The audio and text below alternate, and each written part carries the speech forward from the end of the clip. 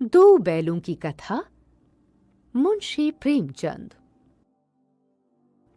झूरी के पास दो बैल थे, हीरा और मोती।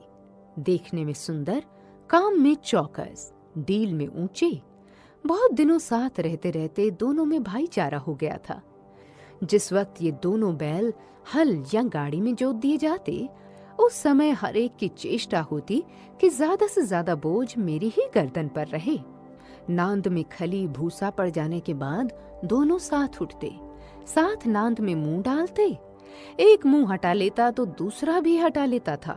संयोग की बात, झूरी ने एक बार गोई को ससुराल भेज दिया।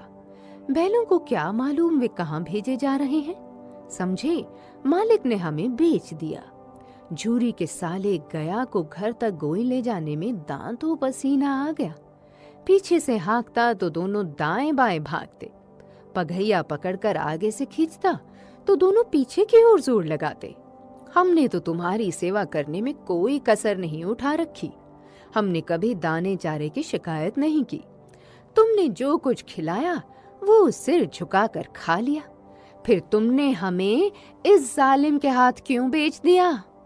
संध्या समय दोनों बैल अपने नए स्थान पर पहुंचे। दिन भर के भूखे थे, लेकिन जब नांद में लगाए गए तो एक ने भी उसमें मुंह नहीं डाला। दिल भारी हो रहा था। जिसे उन्होंने अपना घर समझ रखा था, वो आज उनसे छूट गया। यह नया घर, नया गांव, नए आदमी उन्हें बेगाने से लगते थे। दोनों ने अपनी मूक भाषा में सलाह की और लेट गए। जब गांव में सोता पड़ गया तो दोनों ने जोर मारकर पगहा तोड़ा डाले और घर की तरफ चले। झूरी प्रातः काल सोकर उठा तो देखा कि दोनों बैल चरनी पर खड़े हैं और दोनों की आंखों में विद्रोहमय स्नेह झलक रहा है। झूरी बैलों को देखकर स्नेह से गदगद हो गया। दौड़कर उन्हें गले लगा लिया। प्रेमालिंगन और चुंबन का वो दृश्य बड़ा ही मनोहर था।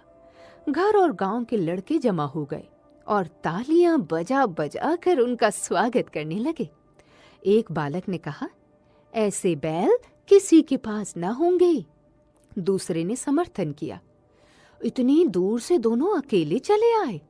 तीसरा बोला, बैल नहीं है वे, उस जन के आदमी है। इसका प्रतिवाद करने का किसी को साहस नहीं हुआ। झूरी की स्त्री ने बैलों को द्वार पर देखा तो जल उठी। बोली, कैसे नमक हराम बैल हैं कि एक दिन वहां काम न किया, भाग खड़े हुए। झूरी अपने बैलों पर यह आक्षेप न सुन सका। नमक हराम क्यों है? चारा दाना न दिया होगा तो क्या करते?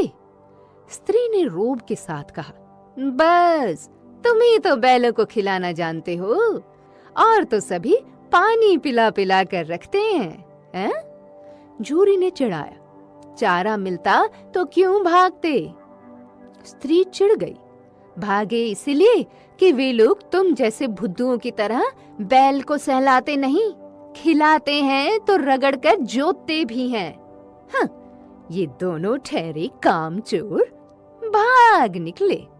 अब देखो कहां से खली और चोकर मिलता है। हाँ, सूखे भूसे के सिवा कुछ न दूंगी, खाए चाहे मरे। वही हुआ।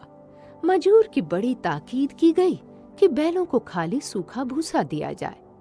बैलों ने नांद में मुंह डाला तो फीका फीका, न कोई चिकनाहट न कोई रस। क्या खाएं? आशा भरी आंखों से द्वार की ओर ताकने लगे। झूरी ने मजूर से कहा, थोड़ी सी खली क्यों नहीं डाल देता बे? मालकिन मुझे मार ही डालेंगी। चुरा कर डाला। ना दादा, पीछे से तुम भी उन्हीं की सी कहोगे। दूसरे दिन झूरी का साला फिर आया और बैलों को ले चला। अब कि उसने दोनों को गाड़ी में जोता। 2-4 बार मोती ने गाड़ी को खाई में गिराना चाहा, पर हीरा ने संभाल लिया। वो ज्यादा सहनशील था।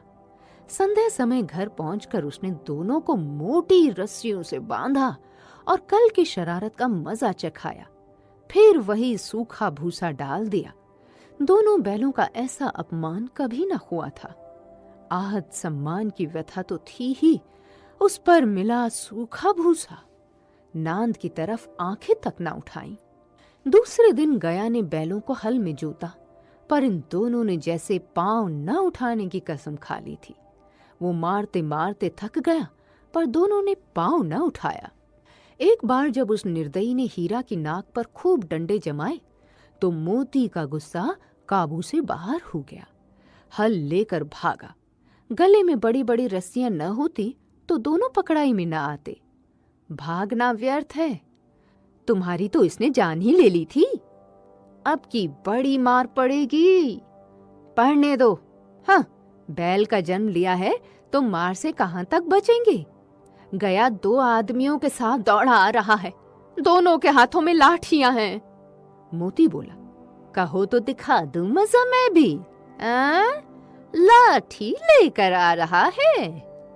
हीरा ने समझाया, नहीं भाई, खड़े हो जाओ। मुझे मारेगा तो मैं 1-2 को गिरा दूंगा। नहीं, हमारी जाति का यह धर्म नहीं है।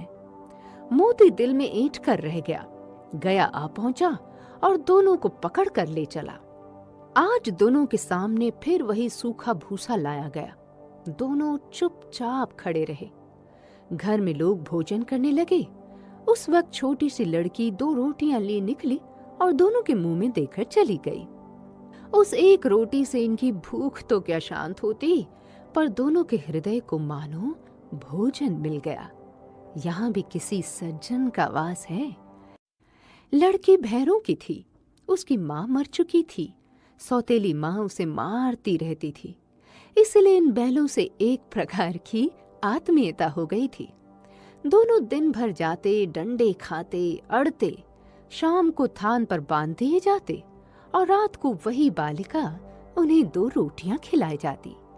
प्रेम के इस प्रसाद की ये बरकत थी कि 2-2 गाल सूखा भूसा खाकर भी दोनों दुर्बल न होते थे, मगर दोनों की आंखों में रोम रोम में विद्रोह भरा हुआ था। एक दिन मोती ने मूक भाषा में कहा, अब तो नहीं सहा जाता हीरा, क्या करना चाहते हो? एक आध को सींगों पर उठाकर फेंक दूंगा। लेकिन जानते हो, वो प्यारी लड़की जो हमें रोटियां खिलाती है, उसी की लड़की है जो इस घर का मालिक है। यह बेचारी अनाथ हो जाएगी। तो मालकिन को फेंक दूं? वही तो इस लड़की को मारती है। लेकिन औरत जात पर सींग चलाना मना है, ये भूल जाते हो। तुम तो किसी तरह निकलने ही नहीं देते। हाँ, बताओ, तुड़ाकर भाग चले? हाँ, यह मैं स्वीकार करता, लेकिन इतनी मोटी रस्सी टूटेगी कैसे? इसका एक उपाय है। पहले रस्सी को थोड़ा चबा लो, फिर एक झटके में जाती है। रात को जब बालिका रोटियां खिलाकर चली गई तो दोनों रस्सियां चबाने लगे, पर मोटी रस्सी मुंह में न आती थी। बेचारे बार बार जोर लगाकर रह जाते थे। सहसा घर का द्वार खुला और वह लड़की निकली। दोनों सिर झुकाकर उसका हाथ चाटने लगे। दोनों की पूंछें खड़ी हो गईं। उसने उनके माथे सहलाए और बोली, खोल देती हूँ, चुपके से भाग जाओ, नहीं तो ये लोग मार डालेंगे। आज घर में सलाह हो रही है कि इनकी नाकों में नथ डाल दी जाए। उसने गराम खोल दिया, पर दोनों चुप खड़े रहे। अब चलते क्यों नहीं? चले तो, लेकिन कल इस अनाथ पर आफत आएगी, सब इसी पर संदेह करेंगे। सहसा बालिका चिल्लाई, दोनों फूफा वाले बैल भागे जा रहे हैं। ओ दादा, दादा, दोनों बैल भागे जा रहे हैं, जल्दी दौड़ो। गया हड़बड़ाकर भीतर से निकला और बैलों को पकड़ने चला। वे दोनों भागे। गया ने पीछा किया, फिर गांव के कुछ आदमियों को भी साथ लेने के लिए लौटा। दोनों मित्रों को भागने का मौका मिल गया। सीधे दौड़ते चले गए, यहां तक कि मार्ग का ज्ञान न रहा। जिस परिचित मार्ग से आए थे उसका यहाँ पता न था। नए नए गांव मिलने लगे। तब दोनों एक खेत के किनारे खड़े होकर सोचने लगे, अब क्या करना चाहिए। हीरा ने कहा, मुझे मालूम होता है राह भूल गए। तुम भी बेतहाशा भागे। हाँ, वहीं उसे मार गिराना था। उसे मार गिराते तो दुनिया क्या कहती? वो अपने धर्म छोड़ दे, लेकिन हम अपना धर्म क्यों छोड़ें? दोनों भूख से व्याकुल हो रहे थे। खेत में मटर खड़ी थी, चढ़ने लगे। रह रह कर आहट लेते रहे थे। कोई आता तो नहीं है। अरे यह क्या? कोई सांड डौंकता चला रहा है। हाँ, सांड ही है। वो सामने आ पहुंचा। दोनों मित्र बगले झांक रहे थे। सांड पूरा हाथी था। उससे भिड़ना जान से हाथ धोना है, लेकिन ना भिड़ने पर भी जान बचती नजर नहीं आती। इन्हीं की तरफ आ भी रहा है। कितनी भयंकर सूरत है। बुरे फंसे, जान बचेगी क्या? कोई उपाय सोचो। अपने घमंड में फूला हुआ है, आरजू विनती न सुनेगा तो फिर यहीं मरो। बंदा तो 9-2-11 होता है।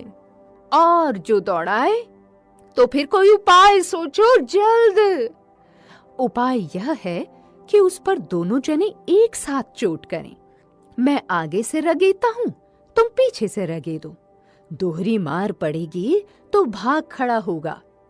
दोनों मित्र जान हथेली पर लेकर लपके। सांड को भी संगठित शत्रुओं से लड़ने का तजुर्बा न था।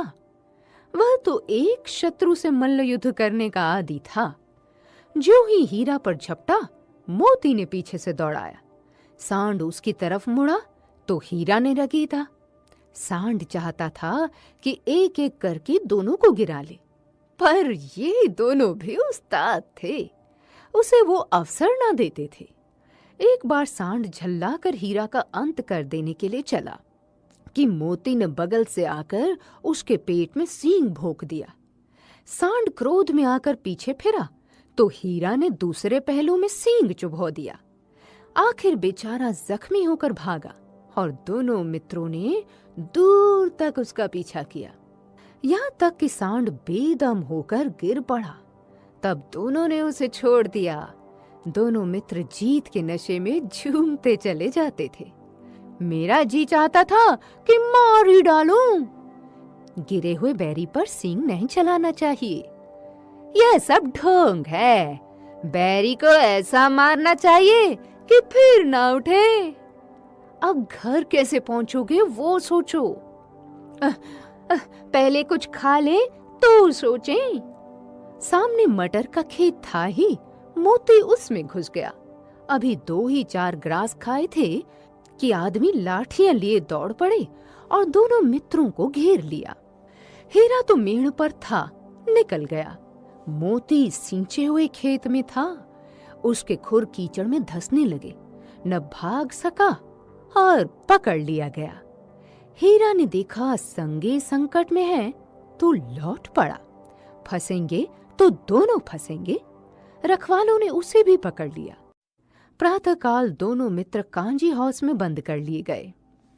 सारा दिन बीत गया और खाने को एक तिनका भी न मिला। समझ में न आता था यह कैसा स्वामी है। इससे तो गया फिर भी अच्छा था। यहाँ कई भैंसें थी, कई बकरियां, कई घोड़े, कई गधे, पर किसी के सामने चारा न था। सब जमीन पर मुर्दों की तरह पड़े थे। सारा दिन मित्र फाटक की ओर टकटकी लगाए रहते, पर कोई चारा न लेकर आता दिखाई दिया। तब दोनों ने दीवार की नमकीन मिट्टी चाटनी शुरू की, पर इससे क्या तृप्ति होती। रात को भी जब कुछ भोजन न मिला तो हीरा के दिल में विद्रोह की ज्वाला दहक उठी। मोती से बोला, अब नहीं रहा जाता मोती। मुझे तो मालूम होता है कि प्राण निकल रहे हैं। आओ दीवार तोड़ डाले। मुझसे तो अब कुछ नहीं होगा।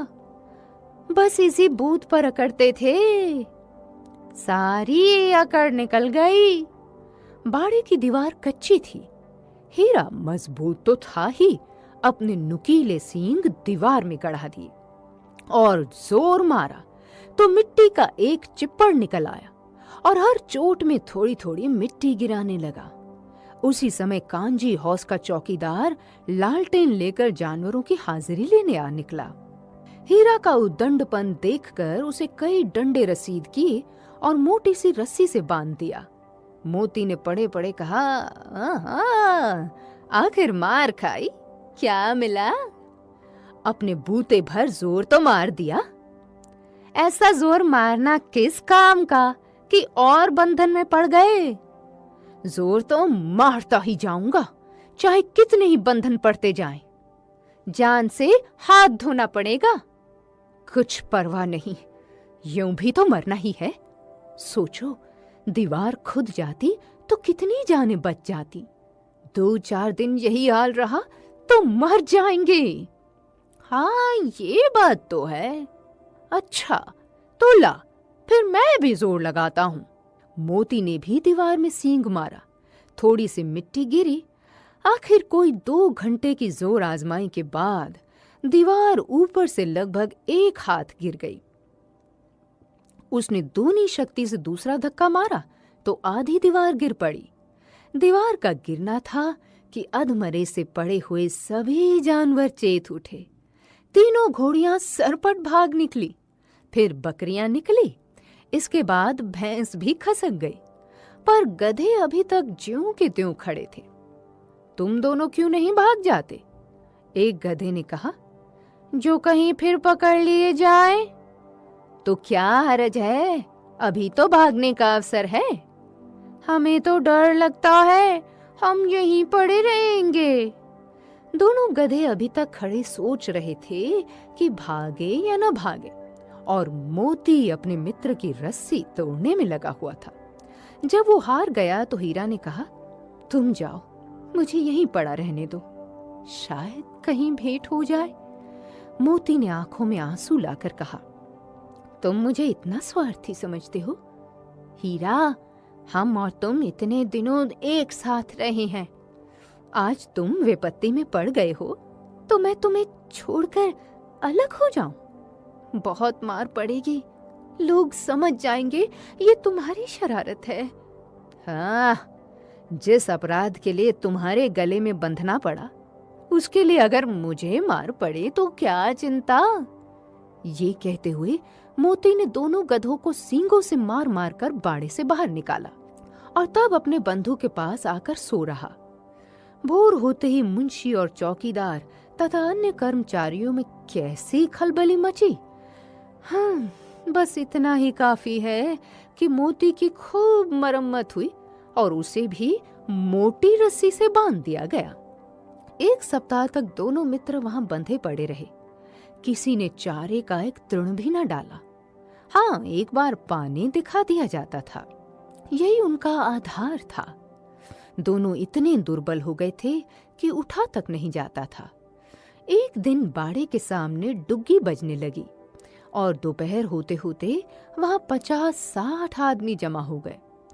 तब दोनों मित्र निकाले गए और लोग आकर उनकी सूरत देखते और मन फीका करके चले जाते। ऐसे मृतक बैलों का कौन खरीदार होता? सहसा एक दड़ियल आदमी, जिसकी आंखें लाल थी और मुद्रा अत्यंत कठोर, आया और दोनों मित्रों के कूल्हों में उंगली खोदकर मुंशी जी से बातें करने लगा। वो कौन है और क्या टटोल रहा है, इस विषय में उन्हें कोई संदेह न हुआ। दोनों ने एक दूसरे को भीत नेत्रों से देखा और सिर झुका लिया। हीरा ने कहा, गया के घर से नाहक भागे, अब तो जान न बचेगी। मोती ने कहा, कहते हैं भगवान सबके ऊपर दया करते हैं, उन्हें हमारे ऊपर दया क्यों नहीं आती? भगवान के लिए हमारा जीना मरना दोनों बराबर हैं। चलो, अच्छा ही है, कुछ दिन उसके पास तो रहेंगे। एक बार उस भगवान ने उस लड़की के रूप में हमें बचाया था, क्या अब ना बचाएंगे? यह आदमी छुरी चलाएगा, देख लेना। तो क्या चिंता है, मांस, खाल, सींग, हड्डी सब किसी के काम आ जाएगा। नीलाम हो जाने के बाद दोनों मित्र उस दड़ियल के साथ चले। बेचारे पांव तक ना उठा सकते थे, पर भय के मारे गिरते पड़ते भागे जाते थे, क्योंकि वह जरा भी चाल धीमी हो जाने पर डंडा जमा देता था। सहसा दोनों को ऐसा मालूम हुआ कि परिचित रहा है। हाँ, इसी रास्ते से गया उन्हें ले गया था। वही खेत, वही बाग, वही गांव मिलने लगे।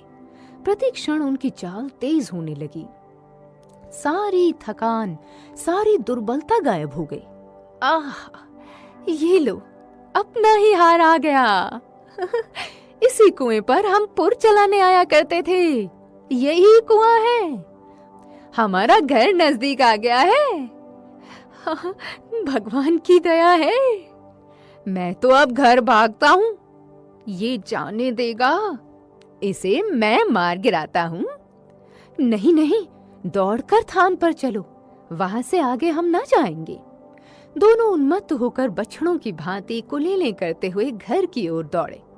वह हमारा थान है। दोनों दौड़कर अपने थान पर आए और खड़े हो गए। दड़ियल भी पीछे पीछे दौड़ा चला आता था। झूरी द्वार पर बैठा धूप खा रहा था। बैलों को देखते ही दौड़ा और उन्हें बारी बारी से गले लगाने लगा। मित्रों की आंखों से आनंद के आंसू बहने लगे। एक झूरी का हाथ चाट रहा था। दड़ियल ने जाकर बैलों की रस्सियां पकड़ ली। झूरी ने कहा, मेरे बैल हैं। तुम्हारे बैल कैसे हैं? मैं मवेशी खाने से नीलाम ले आता हूँ। मैं तो समझता हूँ चुराए लिए जाते हो। मेरे बैल हैं। मैं बेचूंगा तो बिकेंगे। किसी को मेरे बैल नीलाम करने का क्या अख्तियार है? जाकर थाने पे रपट कर दूंगा। मेरे बैल हैं। इसका सबूत ये है कि मेरे द्वार पर खड़े हैं। दड़ियल झल्लाकर बैलों को जबरदस्ती पकड़ ले जाने के लिए बढ़ा। उसी वक्त मोती ने सींग चलाया। दड़ियल पीछे हटा। मोती ने पीछा किया। दड़ियल भागा। मोती पीछे दौड़ा। गांव के बाहर निकाल जाने पर वह रुका, पर खड़ा दड़ियल का रास्ता वो देख रहा था। दड़ियल दूर खड़ा धमकियां दे रहा था, गालियां निकाल रहा था, पत्थर फेंक रहा था, और मोती विजयी शूर की भांति उसका रास्ता रोके खड़ा था। गांव के लोग ये तमाशा देखते थे और हंसते थे। जब दड़ियल हार कर चला गया तो मोती अकड़ता हुआ लौटा। हीरा ने कहा, मैं तो डर गया था कि कहीं तुम गुस्से में आकर मार ना बैठो। अब ना आएगा। आएगा तो दूर से ही खबर लूंगा। देखूं कैसे ले जाता है। जो गोली मरवा दे, मर जाऊंगा, पर उसके काम ना आऊंगा। हमारी जान को कोई जान ही नहीं समझता, इसलिए कि हम इतने सीधे हैं। जरा देर में नांदों में खली भूसा, चोकर और दाना भर दिया गया और दोनों मित्र खाने लगे। झूरी खड़ा दोनों को सहला रहा था। वो उनसे लिपट गया। झूरी की पत्नी भी भीतर से दौड़ी दौड़ी आई। उसने आकर दोनों बैलों के माथे चूम लिए।